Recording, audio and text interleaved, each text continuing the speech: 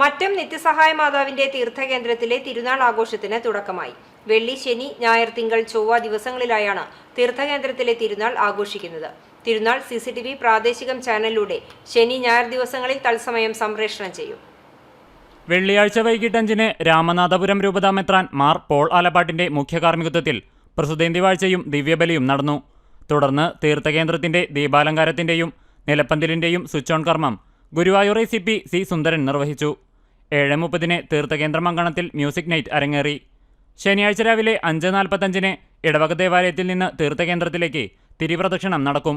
തുടർന്ന് ദിവ്യബലിയും കുടുംബ കൂട്ടായ്മകളിലേക്കുള്ള കിരീടമെഴുന്നള്ളിപ്പും ആരംഭിക്കും.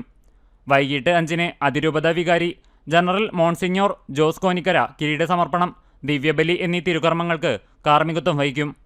ദിവ്യബലിക്ക് ശേഷം പ്രദക്ഷിണവും തിരുനാൾ നേർച്ചകൂട്ടിന്റെ ആശീർവാദവും നടക്കും.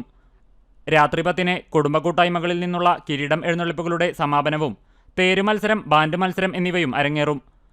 തിരുനാൾ ദിനമായ ഞായറാഴ്ച രാവിലെ 5:30-നും 7-നും 8:30-നും ദിവ്യബലിയും 10 മണിക്ക് ആഘോഷമായ തിരുനാൾ കുർബാനയും നടക്കും.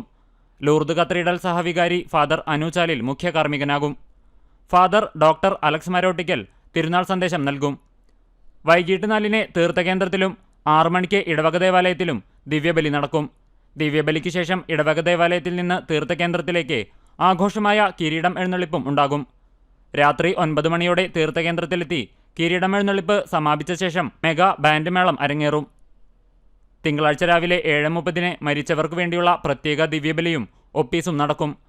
വൈകിട്ട് 7-ന് പാലാ കമ്മ്യൂണിക്കേഷൻസ് അവതരിപ്പിക്കുന്ന നാടകമുണ്ടാകും.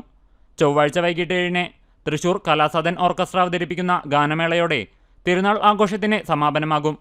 വികാരി ഫാദർ ഷാജു ഊക്കൻ, സഹവികാരി ഫാദർ ജോയൽ ചിറമ്മൽ, കൈക്കാരന്മാരായ KF Simon, KN Johnson, PA Varghese, KR Jinson, general convener CT Francis തുടങ്ങിയവർ തിരുനാളാഘോഷത്തിന് നേതൃത്വം നൽകും. CCTV news, Kecheri.